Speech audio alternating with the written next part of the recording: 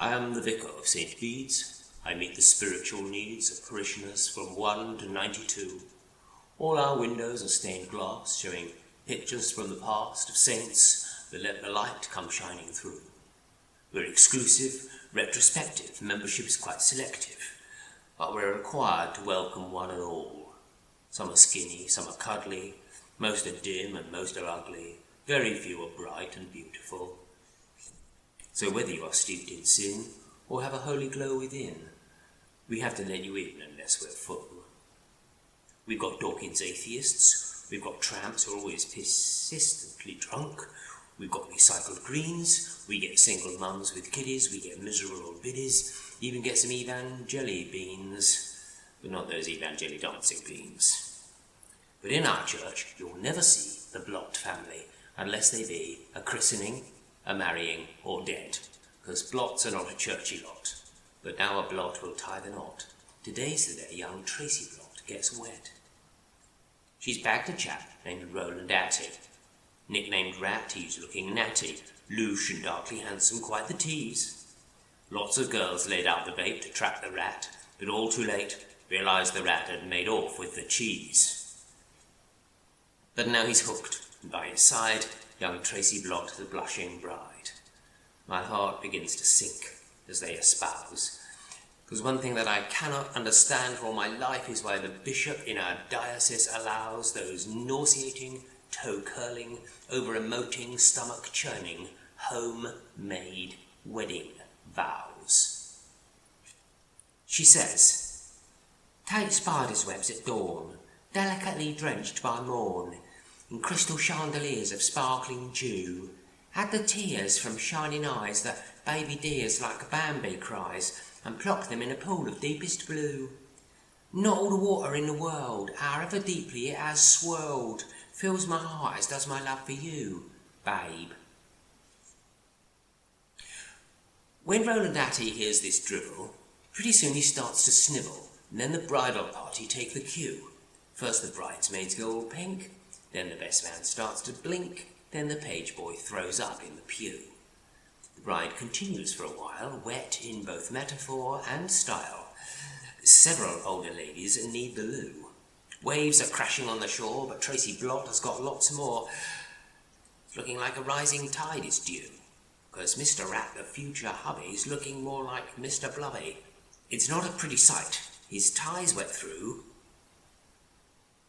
He's definitely had enough, but Tracy Blott's got lots more stuff. I interject. "I think that will do." "Oh no," she cries. "That's just the start of all the love that's in my heart. It's not all wet like this, the rest is drier, because today's my very special day. There's lots of things I want to say, water and earth and wind and fire. Sure as rabbits in the spring and baby birds on branches sing, I give this ring, which speaks of my desire, this symbol of our fertile earth. To lots of babies I'll give birth." They're literally squirming in the choir. The bit about the marriage bed had better be left unsaid, so I'll spare all the earthy details. And now the sicky page boy brings on red silk cushions with the rings on. They're the very best that Argos retails. "Oh, my love's a wild tornado, to storm your heart and make it Play-Doh. Carry you today on my typhoon, sail my boat away, and then experience my gale force 10 when we go away on honeymoon."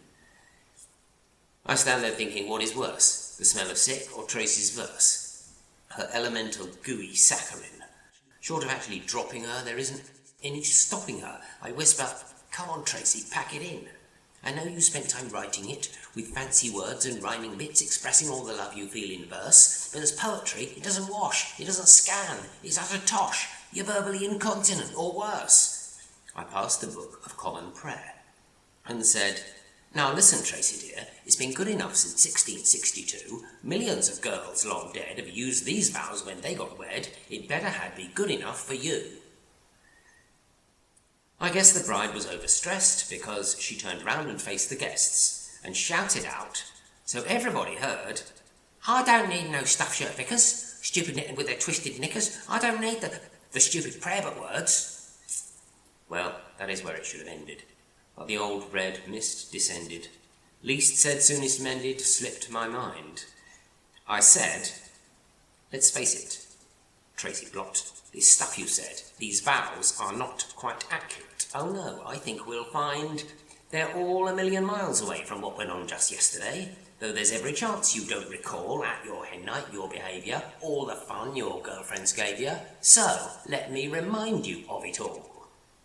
Oh, I've read what you've been blogging, Instagramming when I log in. I can see you had a real good time with your mates. Quite a saga. Learner plates, lots of lager, dancing down the high street in a line. Lots of nurses, weren't there, Tracy? Uniforms were somewhat racy.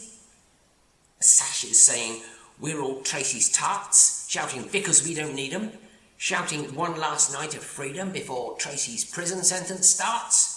Do you recall being berated over things that you'd inflated? A range of plastic items, most extensive. Don't you think it's a disgrace? Look, there's the photos all on Facebook. Devil's horns among the least offensive. Do you recall the stranger's kiss? Or the male contortionist in the backstreet place where you went clubbing? Getting totally pop-eyed? Or the drunken taxi ride? Or the gutter that you ended up in? Then I stopped, and standing there, a deathly quiet in the air. The bells are hanging sullen o'er the nave. I hear outside a child cough. A distant dog barks some way off. But in the church, it's silent as a grave. Faces stare, it never ends. Tracy's family and friends, disbelieving glares all follow me. I'm feeling hot, I start to sweat, my dog collar is soaking wet. I wish the ground would open up and swallow me. It's funny how some things come back. Old Mr. Blott was in the Black and Tans, or was he SAS? He's 20 stone, he's 6'2", he's standing in the second pew. He's got an anchor tattooed on his chest. His fists are clenched, his brow is knit, his body's tense, his lip is bit, but Mr. Blott's restraint holds anyway. Though nothing's going to hurt like going home and telling Blanche and knowing my career progression's tossed away.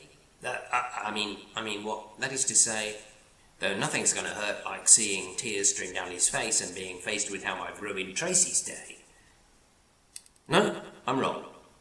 What hurts much more is Granny Blott. Her wizened claw is grabbing, twisting, pulling at my throat. Her fetid breath, her wrinkled face, shrieking, "You don't diss our Trace!" Strangely, I say, "You've pulled. Now get your coat." Then I'm sitting bolt upright, wet with sweat, choked with fright. I hear my wife's voice say, "Now you're okay. You are so exasperating. Stop the hyperventilating. Come on, just breathe. Breathe away. I know it all seems very real. It's just a dream. It's no big deal. But you know the nightmares always follow. It's no wonder you're uptight. You left your dog collar on last night. And Tracy Blott is getting wed tomorrow."